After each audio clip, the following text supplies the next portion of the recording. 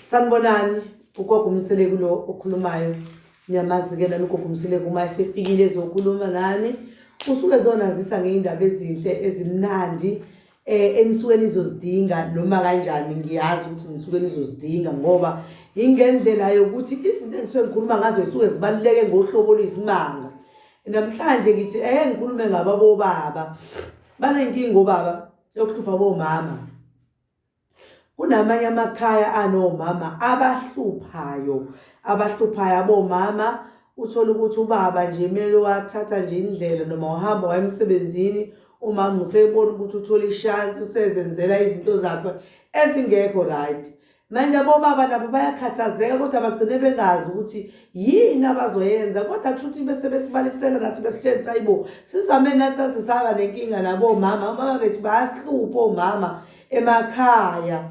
Uthola ukuthi uthatha yona lento yami le ahambe iphanisa wonke umuntu.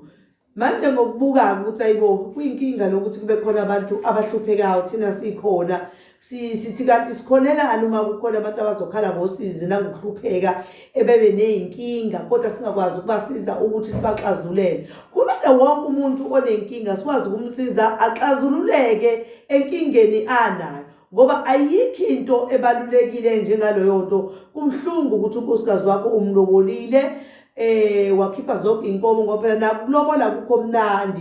Ekugcineni bese ethatha sona isithelo lesi ahambe ephanisa ngaso esitshala esinika abantu. Hayibo bobaba nani phakamani ngempela nabanye abangakaboni ukuthi izinto ziyenzeka. Ungazulindi ukuthi kuzofuna ukuthi kuze kwenzeke. Enza nje kusenesikhathi sokuthi wenze.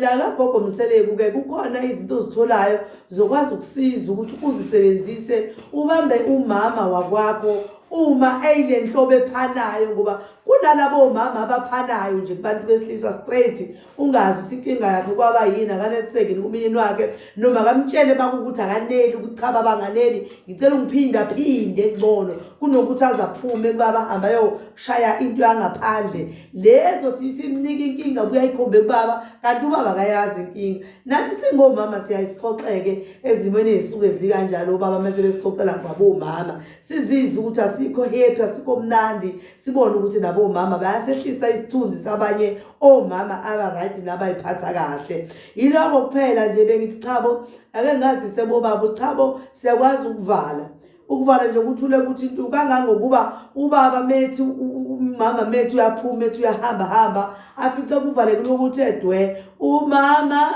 uzohlala ekhaya alinde ubaba wakhe. Umeke wawuthatha ushansi wathi uyozama ukwenza lokho akwenzayo uzothi uyafika uyogcina ngokuyiphathaza ngesandla azafaka umunwe. Meke wathi uyagibela phezu kwakhe nje uzofica idwala letshe angazi ukuthi kanti kwakwenze njani ngoba uzwile ukuthi khona ayifica ingasekho idwala ithula ithe ingenalutho kube ngathi akukho lutho. Sengisho ukuthi obaba iyona ndlela engiyibona ingcono leyo yokuvala ngoba uma singafaka eqinile ngaphezulu kwaloko kuyinkinga ke lokho ungaze kube kuyogcina kudinga ukuthi lihlangane into engasazohlukane kuze kuyohlukanisa lo muntu lowo ngendlela azonihlukanisa ngayo senihlangene ningasahlukani. Sibona ingcono kakhulu indlela leyo ukuthi ngcono ukuthi amethu yamthinta umuntu amfice kuyidwala ungakwazi ukwenzeka lutho ngoba khona labantu abanenkani angathi noma ethu uyathinta ngesandla kodwa athi hayi ngisafuna ukuyohluleka khona afice leli dwala kungenzeki lutho azaduba yeke.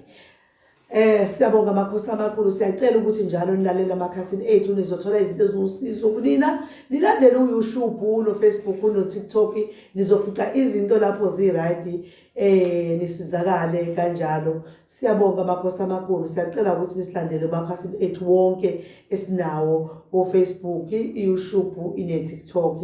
Siyabonga amakhosi amakhulu. Thokoza.